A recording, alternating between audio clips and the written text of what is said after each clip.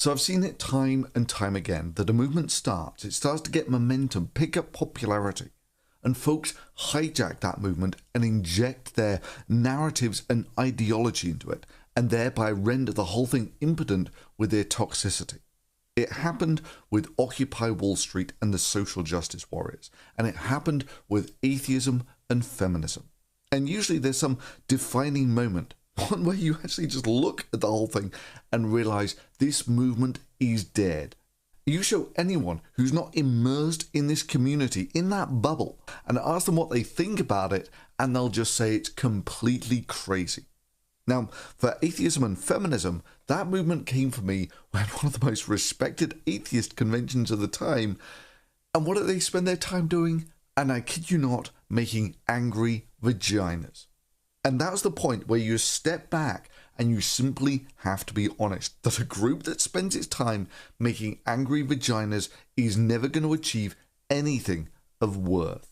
Now, with each of these trends, I've just sat here in the middle, unmoved by all this populist bullshit, because I'm an old guy. I've been around. I've seen it again and again. It's not so much that Grandpa's not hip enough to get with it. It's just that I've seen it all before. Now, for me and the anti-social justice warrior movement in the skeptic community, it all started off well. Hell, I should know. I was one of the first people there. However, as time's gone on and it's got more popular, people have started progressively trying to inject more of their ideologies and narratives into the anti-social justice warrior movement. You know, like if you're anti-Trump, then you must be pro-social justice warrior. I'm giving you a choice. Either put on these glasses or start eating that trash can. I already am eating from the trash can all the time. The name of this trash can is ideology. The material force of ideology makes me not see what I'm effectively eating. It's not only our reality which enslaves us. The tragedy of our predicament when we are within ideology is that when we think that we escape it into our dreams, at that point we are within ideology. Okay, here we are. I wrote a script for this video, much like I did for the Lacey Green one, but then I decided that it was better for me to just talk, so here we are. I started off showing you a substantive disagreement between two very educated men. One is Dr. Philip Mason, known as Thunderfoot on YouTube, and the other is Sławoś Žižek. What I'm going to be arguing in these next three videos is I'm going to be arguing against rationalism, which I see as Thunderfoot's position. Thunderfoot's an extreme example. In favor of anti-rationalism, which is closer to Žižek's ideas. But at first I should define what I mean by rationalism. I don't mean rationalism as opposed to empiricism. Like in early modern philosophy, the rationalists believe that true knowledge comes from reason and clear and distinct concepts, a priori knowledge, things like that. Whereas the empiricists believe true knowledge came from your senses. Of course, when we talk about rationalism now, that's not what we mean, because most of your new atheist types call themselves rationalists, and if they were going by that old definition, they of course would be the opposite of that. A rationalist believes that reason is the dominant way to, or dominant tool to examine human knowledge, behavior, truth, all those things. So I'm going to argue an anti-rationalist position. And because none of these videos will be scripted, it will probably be rambly and no one will understand it. But that's okay, because that's how you know you're being an anti-rationalist. Thunderfoot thinks that he was being neutral when he came into the movement atheists. And then the feminists came, and the feminists brought their ideology. Now, movement atheist was a clearly political movement. It can't be looked at as anything but a political movement. It, in fact, had many premises involved in movement atheism that an atheist doesn't even have to hold. The reason Thunderfoot thinks that way is he tends to think that, say, as a white man, when he talks about feminism, he's being objective. The feminists are being subjective or biased. And that's where he feels his authority to dismiss them comes from. Same when he talks about race. The people talking about race are being biased. He's logical. That's because male supremacy and white supremacy are the dominant viewpoints. And he sees those viewpoints as objective because he has been indoctrinated, as we all are indoctrinated. This is a hard pill for people online to swallow. I know, because I've made softer versions of this argument and have gotten extreme pushback to it. Now I'm going all the way because I found that being trained in analytic philosophy, I was sympathetic to the kind of things that are discussed in continental philosophy. I liked continental philosophy. I like to read Nietzsche. I like Kierkegaard. But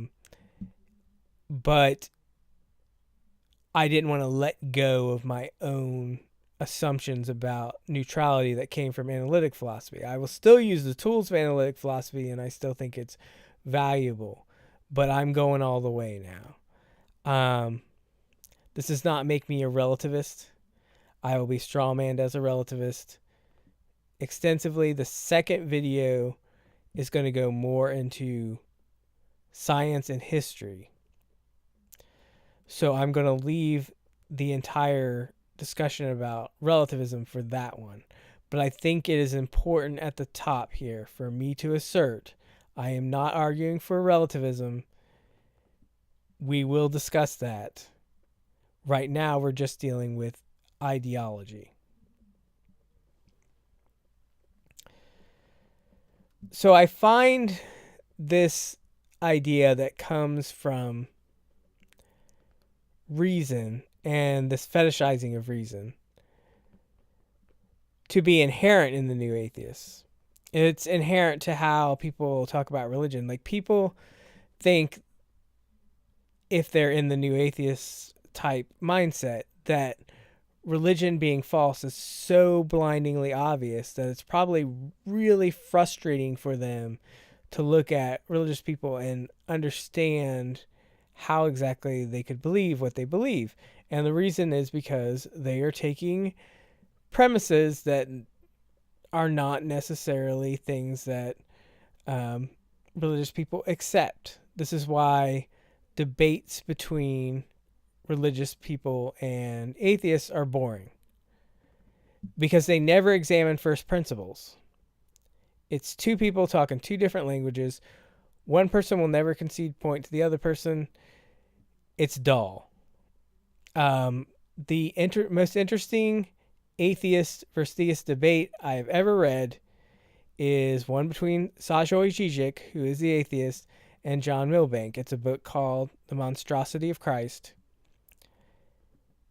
Žižek does not argue about Christianity being irrational or bad. He argues about its place in a secular world, for the most part. There's actually, like Žižek, there's a lot of arguments floating around there. And Milbank argues for what he refers to as radical orthodoxy. So they're arguing over about Christianity, but they're not taking the kind of stances that you normally see in a debate between atheists and theists. And it's fascinating. Now, when it comes to atheists like Thunderfoot, I call them naive atheists, because what they assume is just like science itself refutes God and refutes religion. My reasons for being an atheist have to do with the fact that I have continuously engaged with these arguments for religion and theology, and I just find atheism to be a simpler explanation. There is a lot of assumptions of science that philosophers criticize, that are sometimes called anti-science if they criticize them. One example is materialism. David Chalmers is an example of an anti-materialist or non-materialist philosopher. His book, The Conscious Mind, argues that consciousness is the exception to materialism. And it's a very influential book. He has to say he's an atheist about 20 times throughout the book in order to have anyone take him seriously. There is another book called Mind and Cosmos by Thomas Nagel. He is also not a materialist. He argues that intelligent design not is true, but should be debated in that book, which was the most controversial thing he said in that book. There's many controversial things in that book. He said it should be debated, and people freaked out. They lost their minds. And he doesn't even believe in God. The reason he thinks that intelligent design should be debated is he thinks there is a problem with teleology when discussing biology and in understanding evolution, understanding consciousness, understanding the existence of morality. So he proposes a third option between those two things, though he doesn't go into detail of what that third option might be, and says we should debate intelligent design and naturalistic materialist evolution in order to find out what that third option could be. I don't really agree with a lot of stuff he says in there, but it's not like bananas. It's not a view that I think is harmful. So it's an example of what I would call scientism, that so many scientists flipped out over that book. And they didn't really give any good arguments against. Like, I made better arguments against it in my review of it than I ever had seen any scientists make against it. And I'm kind of agnostic about it. They were dead set against it, but I didn't see any scientists making any substantive arguments against Nagel's viewpoint. They just thought that even considering it was crazy. That's the problem with rationalism right there. They're the objective people. Don't bring something that actually challenges our assumptions into this argument. We're scientists. We're objective. So get out. That was the attitude that they had. That's why I consider Thunderfoot's atheism naive atheism. Like, my atheism comes from engagement with all these arguments, seeing which ones I find convincing, and continuing to engage with them, continuing to read books about philosophy of religion, continuing to read books about theology, continuing to read books that question scientific orthodoxy. Thunderfoot doesn't have any time for that. One objection I would probably see to this viewpoint is people would go, well, then hardly anyone would be justified in being an atheist, because like you'd have to spend your whole life studying religion to say that you could be an atheist. And like, I don't really think that's the case. I just think you have to have the ability to self-reflect to be an atheist over those assumptions that you've made, which are involved in your atheism. I would say that choosing between atheism and theism would involve some kind of worldview, some kind of ideology. And in order to choose between those two things, there has to be at least one assumption made somewhere that is contingent. So knowing that, the behavior of the new atheists doesn't really make sense. If you look at the new atheists, they see atheism as so blindingly obvious that anyone who is not an atheist must be stupid or crazy. Now, I know a lot of people listening to this video have heard me make these arguments before. I'm taking them further this time, but I have to, because of the change of ideas I have, change of heart I had, whatever you want to call it, I need to kind of reevaluate these things. These are things that were intuitions before, but now make more sense to me. What makes new atheism political is that it's not just atheism, it's anti-theism. It's the idea that religion is harmful because we need to be more rational. If we're being irrational, that's bad. I reject that claim. In fact, I think we need to be less rational. I think excessive rationalism is the problem with modern society, because modern rationalists have this idea that everything has progressed. We've had this progression in science. We've had progression in politics, if you're left wing, progression in social justice, because people became more rational. And over time, as you become more and more rational, the world becomes a better place. You become more just. I completely reject this. I don't think there's anything to support it. That's what these 3 videos are really about, and I will go over this stuff in great detail. But that's why atheists who think it's so blindingly obvious that there's no God spend all their time arguing about it, because they believe in convincing other people of it, and destroying these ideas will make the world a better place. Which in itself, if you were doing something because you believe it makes the world a better place, that's a noble goal. But the way they do it is they try to shame people. Now, in terms of people who care about social justice and things like that, it's easy to see how it's harmful to have this mindset when our enemies have it or our opponents have it. It's very easy to see that.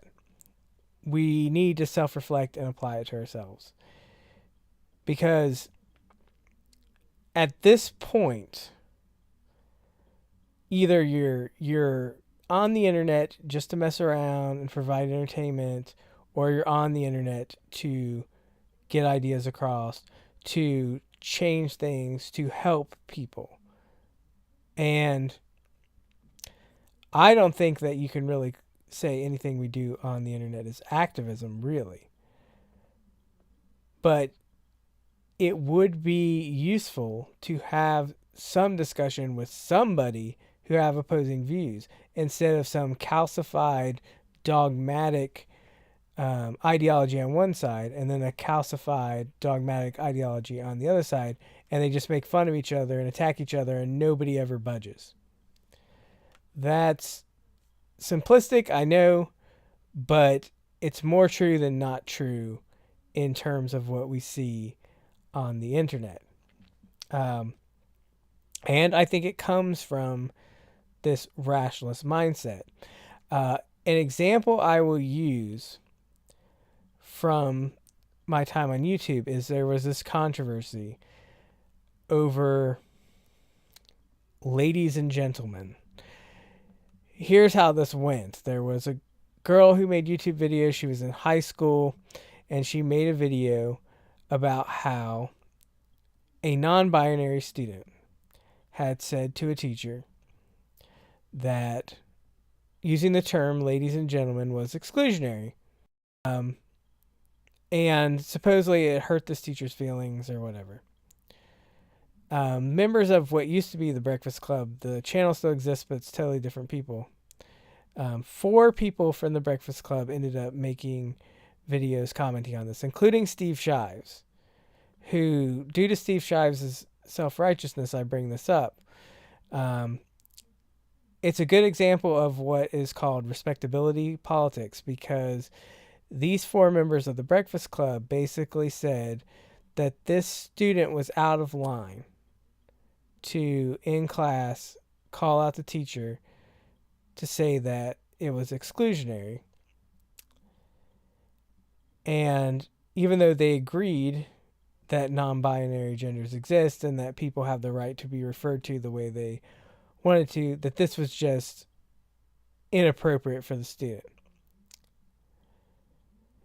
And it became a big controversy because some people responded to the Breakfast Club.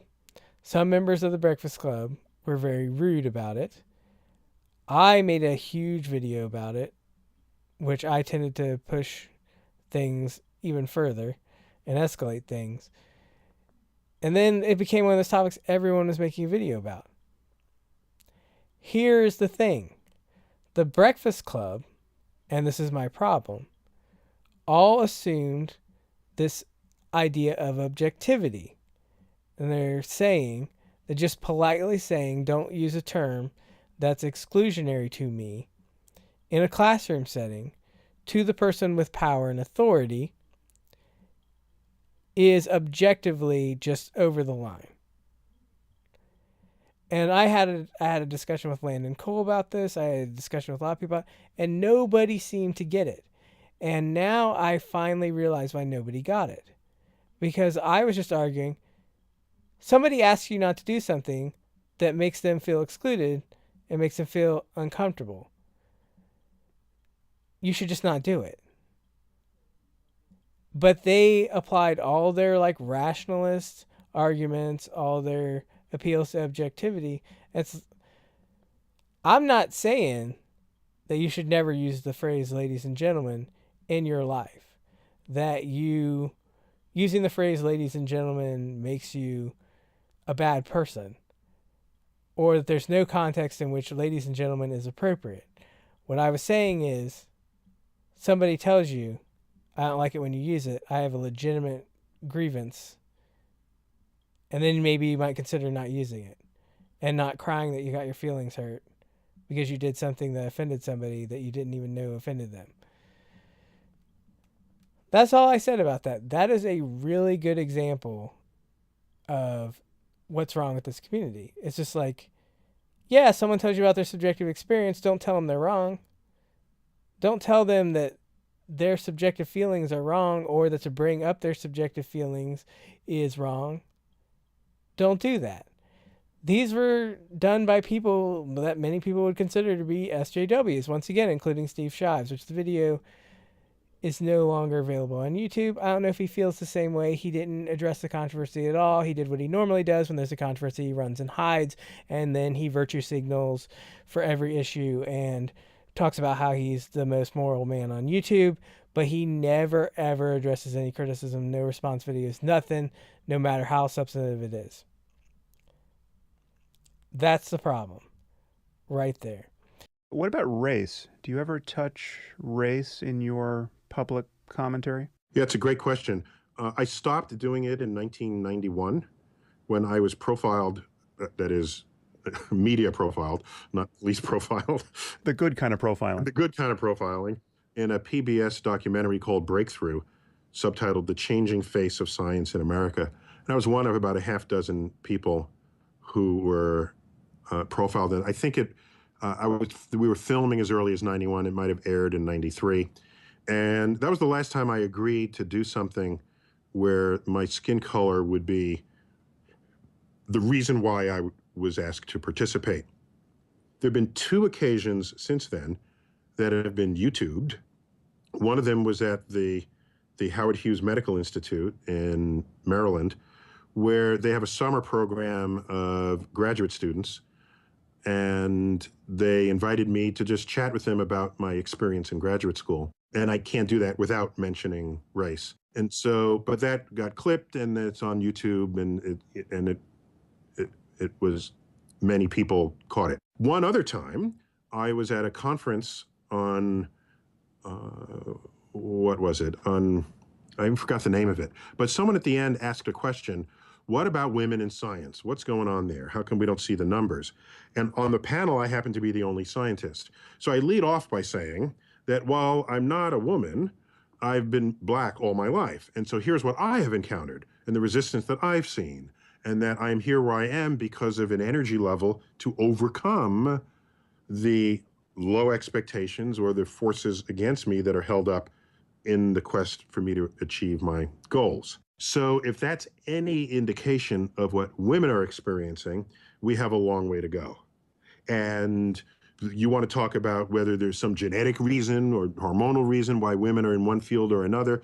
Whatever that conversation is, you can't have that conversation until you have demonstrated that the social forces have been equalized. And I don't think people have been able to demonstrate that yet. So that's what I said. Now watch what happened. That got YouTubed and it was up 7 years ago.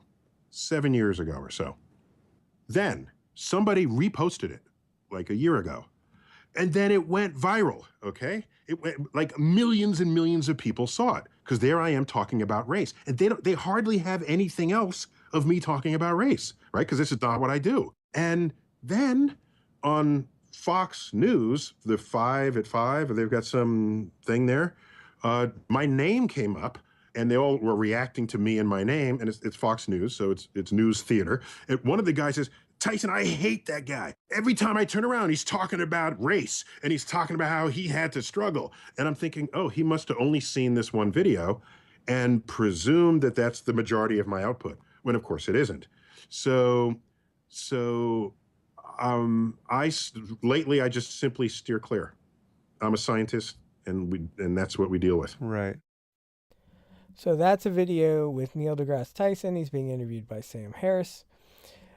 Basically, what he says is, I used to talk about race, but then people accuse me of being subjective. So I want to appear objective as a scientist and have the objective authority that all scientists do, so I won't talk about race. Now, Neil deGrasse Tyson can talk about anything he wants. I've had this conversation. I've shared this interview to people in real life and real friends, and like there's some interesting reactions because people will sometimes say Neil deGrasse Tyson has the option to talk about race or not talk about race if he wants to. And I agree with that. That's not the issue. The issue is his reasoning. His reasoning is talking about race is not objective. Scientists talk about objective things. I won't talk about it. So he puts his own authority as a scientist ahead of, say, the value of talking about his subjective experiences, and how that would help Black people, especially ones interested in science.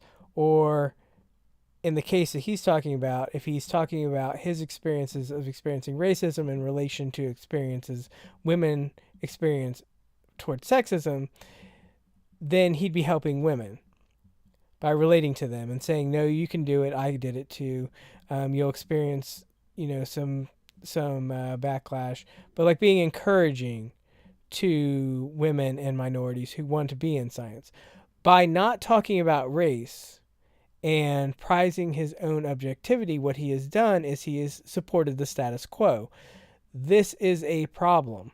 When you do this, try to be objective, what you do is you end up supporting the status quo. Now, when I defended Lacey Green and like some of these other arguments you're seeing here about appeal to moderation, like, yeah, the problem with appeal to moderation and the problem with saying you should be objective is that it supports the status quo. That is the problem.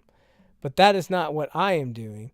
I am saying subjectivity matters, and rationalism is an excuse to put aside subjective experience, to put aside counter narratives to white supremacism, to put aside counter narratives to male supremacism. That is what rationalism is. That's why it's harmful. That's why if you are a so-called SJW, if you are a person on the left, you should reject rationalism. So I'm going to use some examples of how this trips up people on YouTube. And I'm going to use Kristi Winters because she's somebody people look up to and they think she's really smart, and she falls into this trap, I think. She falls into this trap because she did several videos about the book The History of God by Karen Armstrong. Now, I've read this book. The History of God is an anthropological historical account of how the concept of a monotheistic God proceeded through the Abrahamic faiths. It starts back with pre-Judaism and shows how that became monotheistic Judaism, how Christianity developed as a sect of Judaism and then broke off, and how Islam developed after that. There is no theological arguments in that book.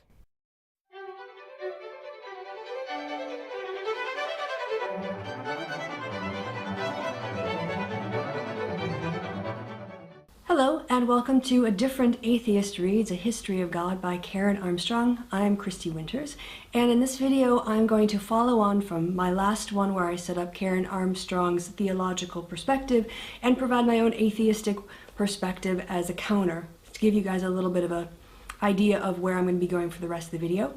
It's an attempt to be neutral. I don't think there's such a thing as a neutral historical account. It's an attempt to be neutral. Armstrong is not an anti-theist. Now, her religious views are irrelevant. I'm not an anti-theist, and I'm an atheist. I have the same sociological view as Armstrong does toward religion. Hers is what is called a functionalist view. This means that I think the reason religion exists is because it serves a social function. If that function can be met by other things, people will no longer need religion and they'll give it up. That's my view. Armstrong probably doesn't have that view. She seems to think people will always be religious, and I don't think it'll ever completely go away. But she seems to think that people will always be religious and that's a good thing. That's slightly different than my view. I would not really consider her view something that I need to argue against, because I don't think religion's an inherent harm like Kristi Winters seems to from the videos that she made. And not even seems to, she explicitly makes that argument. So it's really weird because Kristi Winters claims to be a social scientist. Functionalism is one of the major sociological theories of religion. She proceeds from a rationalist viewpoint, which you don't need to be a sociologist to know. It's the viewpoint that new atheists have. So she proceeds from that rationalist view, never even bothers to understand what Karen Armstrong's talking about, critiques her book as if it's a book about theology, not a book about history, even though it has history in the title. And it's really bad. But this is exactly what Thunderfoot did to Anita Sarkeesian. This video comes with a very large trigger warning because it contains verbatim reading of Anita Sarkeesian's master's thesis. Why?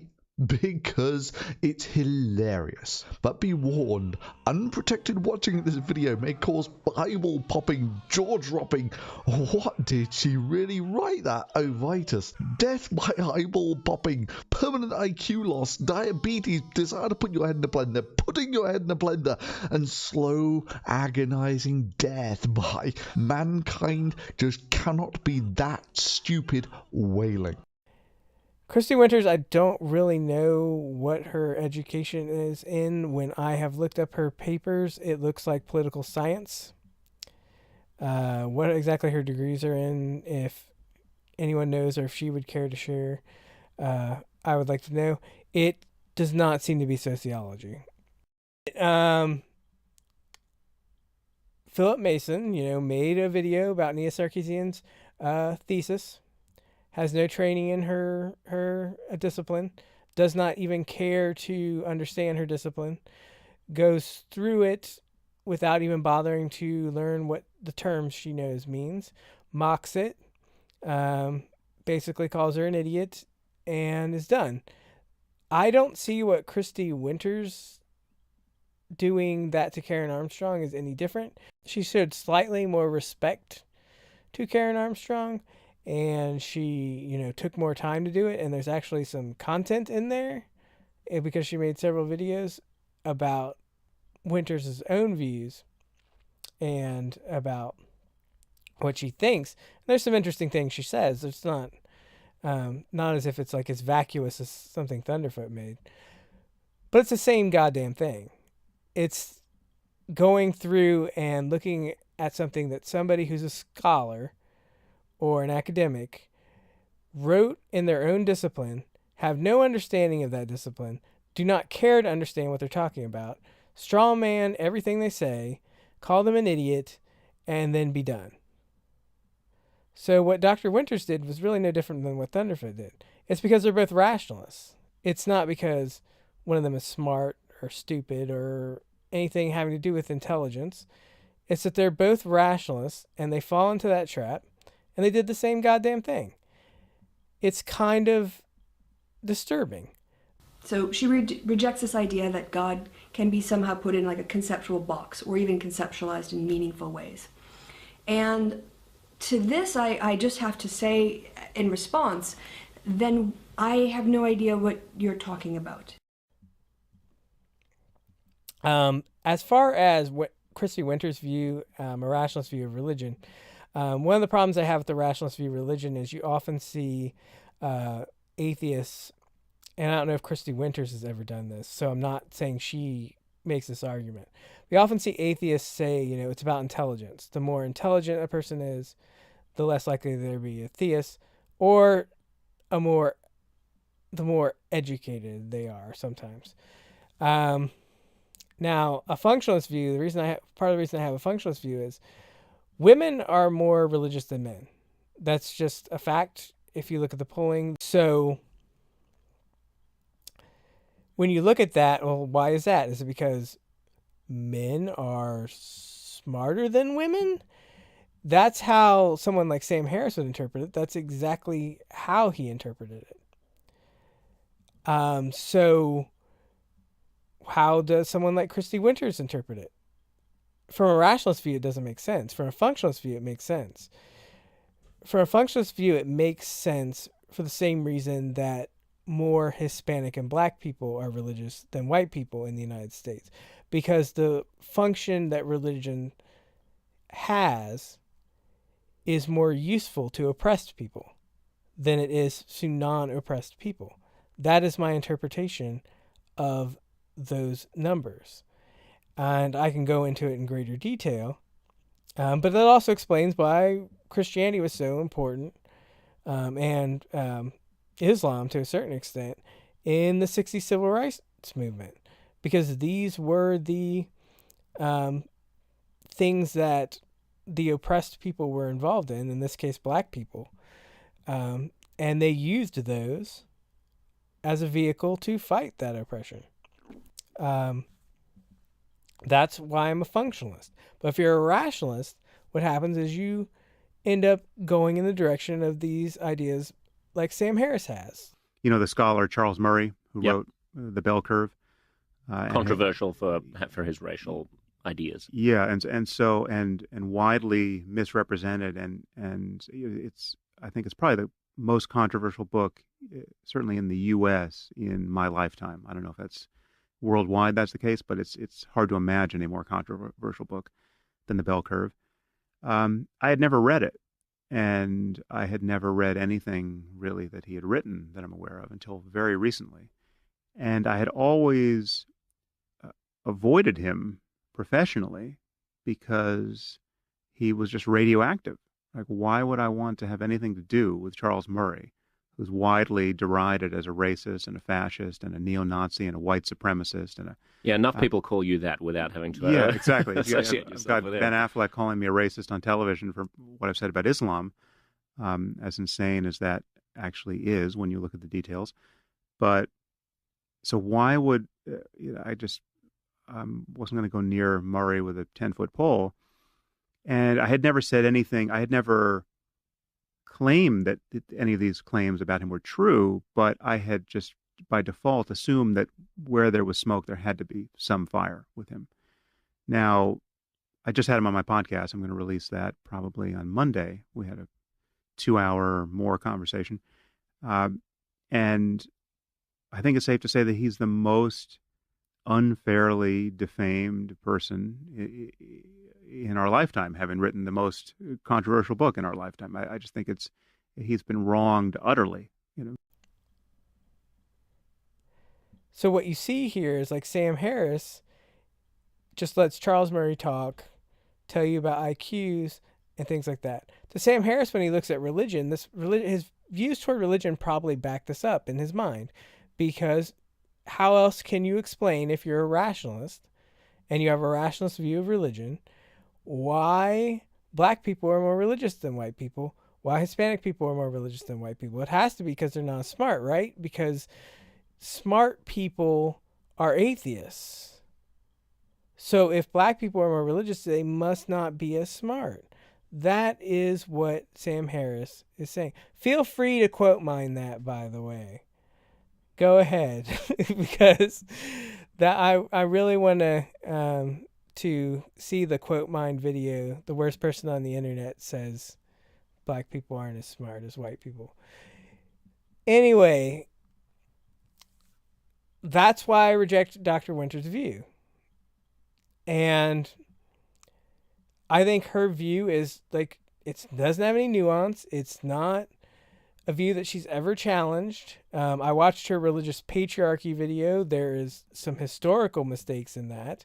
She connects patriarchy to homophobia, but the problem is I can name patriarchal societies such as ancient Greece and feudal Japan that were not homophobic in the way that we normally consider a homophobic society. They accepted sex between men and boys as normal. So if patriarchy is linked straight to homophobia, then that should not exist. Though, like, there's no debate going on about these things because Kristi Winters, as someone said, I said to somebody, I would love to debate Kristi Winters about religion. And they said, well, tough luck. She only debates idiots like Sargon. So I guess that's what I'll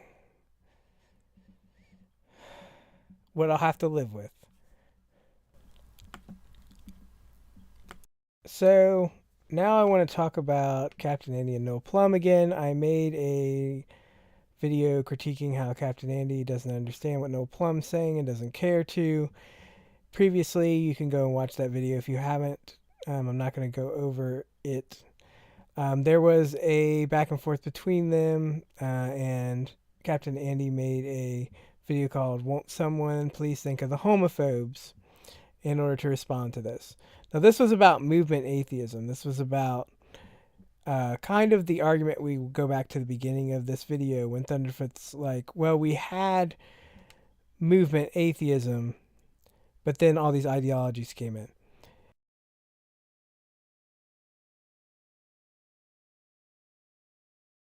But where it has benefited is in providing support. And I know that because of the private messages and comments and things that we received, not so much nowadays, but certainly back in the past, in those glory days, Andy, of YouTube atheism, thanking me for the material that I was putting out. People outlining their position that they were in. Very different kinds of circumstances that I'm in, Andy. Circumstances often in parts of the United States more than anywhere else where they are an atheist or they're leaving their religion, maybe after decades of being in that religion. They are one of these few people that do drop their religion. Some, sort of later on in life. And for them, that can be very, very difficult because a lot of the times it's not from the big sort of metropolitan cities. It's not from the places that already have quite a lot of atheists where the problem lies. It's in more conservative areas where more conservative views are held and where they can't just go and discuss with a couple of friends who are atheists because none of their friends are atheists and their friends won't take very kindly to knowing that they don't believe in God anymore, and that religion and the whole bullshit that goes along with it, the whole, that's maybe the wrong thing to say, but what I mean is the bullshit of going to church and being involved in that community, and then if you lose the religion, where do you go with regard to that community? And it provided a bit of community for these people, and it did provide some support, whether you like it or not. It provided support for these people, and quite a number of them said to me that it was providing support for them, and that they really appreciated what was happening on YouTube. Now, if you contrast that, okay, something that I'll mention in part 2 is bound to come up is going to be the Atheism Plus debacle, fiasco.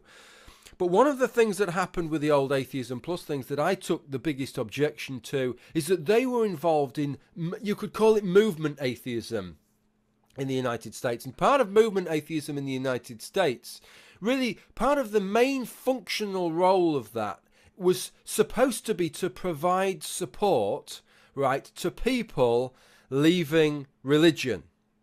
Okay? Which is a great thing, and it's something that you don't really need in England, do you? But you can understand why it's needed in the United States, of course.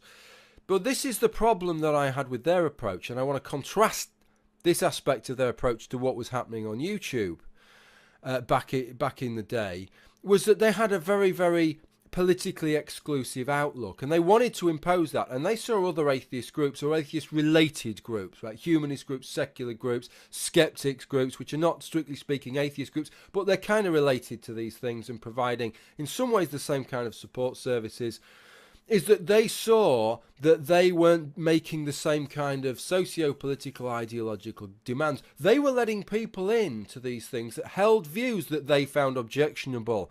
And they would stand behind this kind of tagline of saying, how can we share a venue with people who believe that homosexuality is immoral, for example, right? And while I have some understanding of that, because I have the same kind of views on homosexuality as they have, the difference in perspective is this, is that I look at the kind of support that was needed in the United States and still is, and realise that the people that need the support the most, Andy, are not the people who are living in somewhere like fucking New York who come out as an atheist. It's people who are living in Bible Belt areas. And their views of religion are liable to go one way, but there are a whole basket of social issues which they're not likely to be on board with the atheism plus the Greta Christinas of this world, let's say.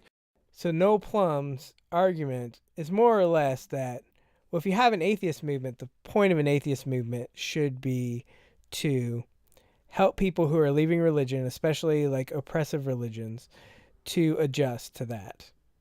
And social justice concerns should be on the back burner because of that. That's my generous reading of what Noel Plum says.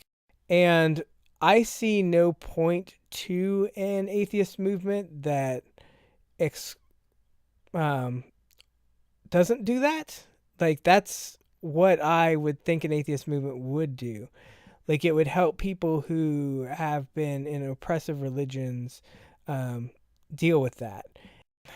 It doesn't matter if they're white, black, homosexual, like whatever. If they experience that, you should help them.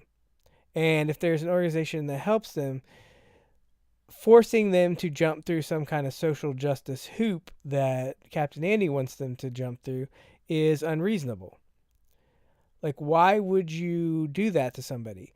Because, as Noel Plum points out, people who are leaving religion aren't necessarily going to be like 100% liberal like the way Captain Andy was.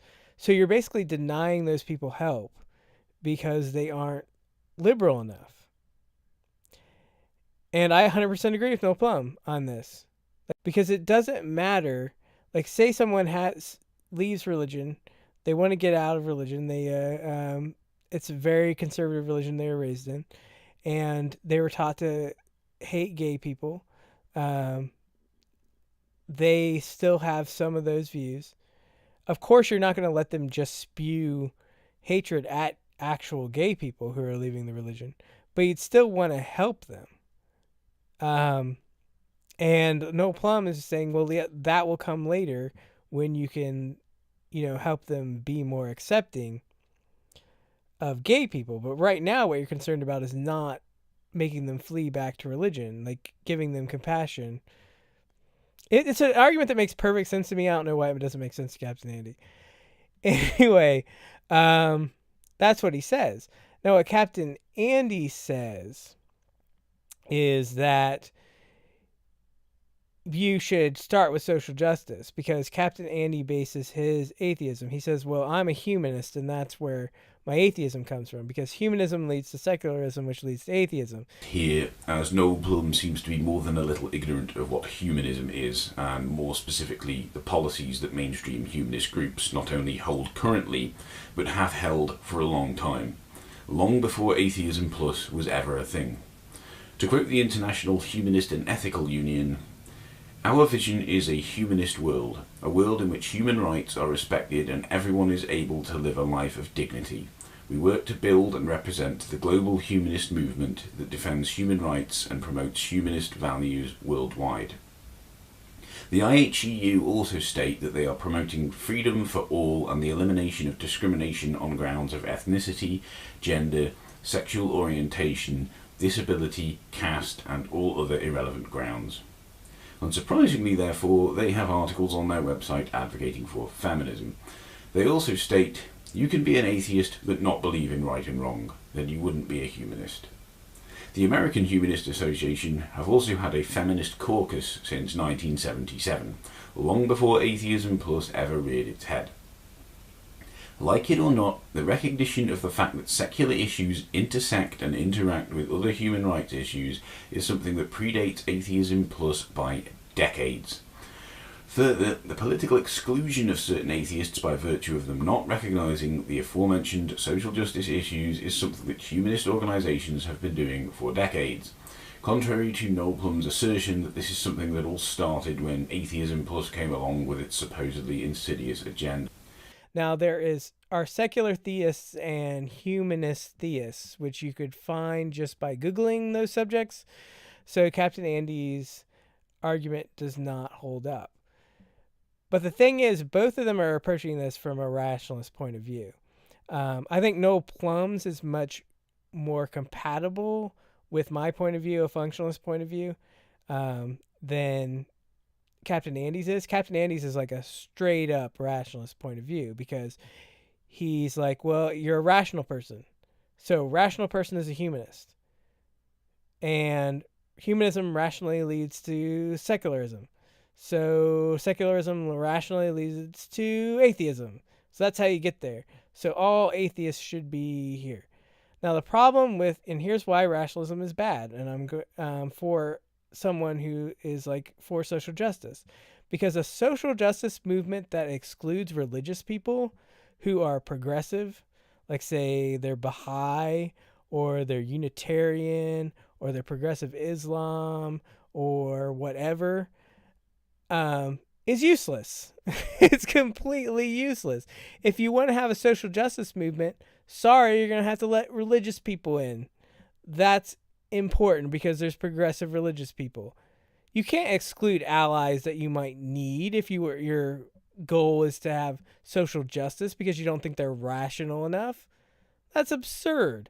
By the same token, if your goal is to actually help people who have been the victim of something, like that would be if I had a rape crisis center and someone called the rape crisis center and I was like, well, we need to know all your views about race before we help you. Like Captain Andy's view is so absurd. And yet the people in its comment section are like, bravo, including like Kristi Winters, bravo for putting that Noel Plum in his place.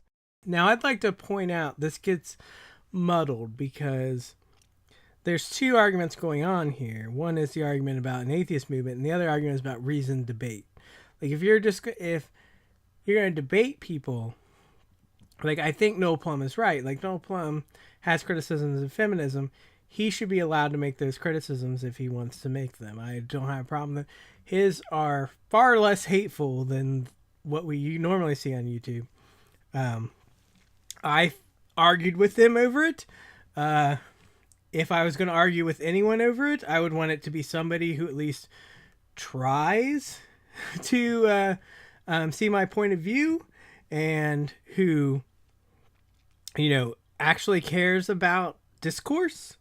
And that's what you get with him. As far as addressing Noel Plum, Kristi Winters, I do not think was in any way generous to Noel Plum. He made this video where he was talking about rape culture, and he wasn't denying that rape culture exists, which is the normal argument we see.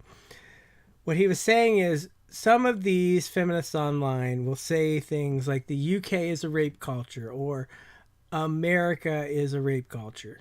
And he's like, well, what does that mean? Does it have any meaning whatsoever? Is it useful? And he even said, well, I understand when you say rape culture, and he understands what the specific examples are. Kristiosity made a video recently where she points out that they are serving this Pill Cosby drink in a Washington, D.C. bar. That's an example you can point to that's rape culture. You can point to the tweets about the Steubenville rape case, which I have done in videos before, which that's an example of rape culture. But what about her friend Garrett when he made his video response to the Armoured Skeptic, when he started talking about rape culture? Garrett gave what is possibly the most fucked up definition of rape culture that I've ever heard. For the term rape culture to be valid, two things have to be true. Rape must be happening, which most people understand to be the case, and rape must be having some measurable effect on our culture. There are many, many things that have a measurable effect on our culture, from sugary snacks to Star Wars, and the term rape culture is not making any kind of inherent statement about exactly how much of an effect it has. It is just stating it has some effect. And in fact, I made a video on that very subject, and in the comments on my video, Garrett admitted that he'd plucked that fucking definition out of his arse, that he'd read the other definitions that he'd seen, didn't really like any of them very much, so what he did was pluck this definition out of his arse that he thought was better than all the other definitions, and then criticised people in how they apply the word for not really fitting in with the definition that he'd just created, and then later on in the comments came up with another fucking definition which was even worse than the first definition that he'd created. What did Kristi Winters have to say about that video? Did she apply this academic standard? No, she fucking jizzed in her knickers as to how fantastic his video was because it was criticising Armoured Skeptic. No application of academic standards to his treatment of rape culture. And the video that I want to recommend is it's really just a masterclass in how to do response videos.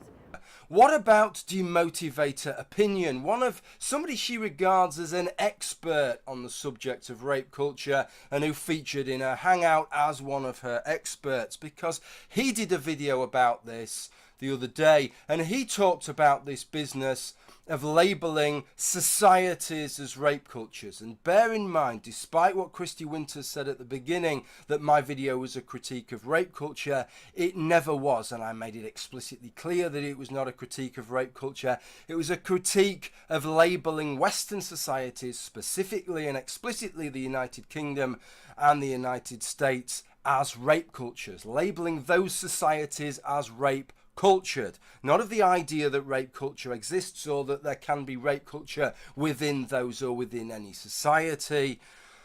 When Demotivator Opinion discussed labelling societies as rape culture, he said it was a meaningless and ridiculous thing to do and he dismissed it. We were in agreement with one another on that point, maybe for slightly different reasons, but in agreement with one another on that point. So I'm not going to cite any specific names here, but just based on reading around the internet and reading about rape culture, I have seen some feminists or some commentators say we live in a rape culture.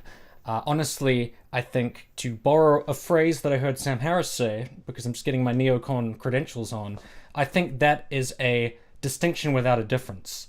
To say we live in a rape culture is meaningless. It doesn't really describe any differentiation between what a society is supposed to be and what a rape culture is, or the difference between a rape culture and just a regular culture. It sort of just smushes it all together, and I don't think it's very useful. Did Kristi Winters apply her academic standards to demotivate her opinions video. Did she criticize his video? No, she liked his video.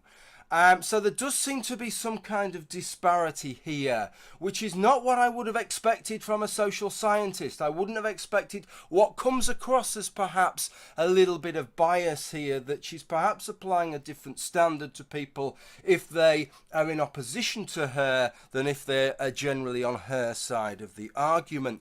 But what Noel Plum is saying is like, well, we need to talk about the usefulness of this term, where it applies. And one of the things that I would bring up is like, when a lot of these terms that we talk about, how do they lead to solutions? There's endless talk about online harassment, for example, but there's almost no talk about solutions. None whatsoever. That's where talking with Noel Plum could lead to something fruitful.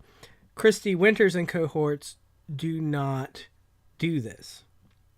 There's lots of problems with Captain Andy's videos, but Kristi Winters has no interest in pointing those out.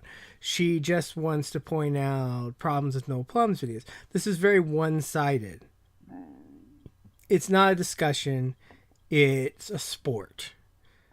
So I would like it to be more of a discussion. Like, Noel Plum is somebody who criticizes people who are actually on his side. Or say things like that. An example with Thunderfoot. And I can hold my head upright and say that I'm not saying this because I fly some flag for Anita Sarkeesian. I've got a fair corpus of work going into some detail, criticising Anita Sarkeesian for one thing after another, after another, after another. But one thing that was absolutely apparent when he was making his videos to Anita Sarkeesian was that he was very, very judicious in the clips that he chose to show. If Anita threw in a couple of little caveats to something that he said, he wouldn't show the caveats, he'd just show the bits. Very judicious, just showed the bits that made his argument. And it predates, right? He's always done this. And I've always said, from the foot, this is one of his failings. It's one of the things that grinds my gears about him, is that even when I agree with some of his Anita Sarkeesian videos, I agree with the point that he's making, but the way that he picks his clips, the way that he chops it together, does not fairly represent that with which he is critiquing. So like, he's willing to point out that Thunderfoot quote mined. When Captain Andy quote mined Noel Plum, there are people in my comment section denying that it was a quote mine, which was amazing. And one of the things we used to talk about on YouTube all the time was, we've pointed out these quote mines from Thunderfoot all the time, and all these anti-feminists will say it's not a quote mine over and over again. And how can they be so dishonest? And how can they be so one-sided? And how could they not get this as a quote mine? Yet, when I point out Captain Andy, quote mines Noel Plum, nothing from the left side of YouTube.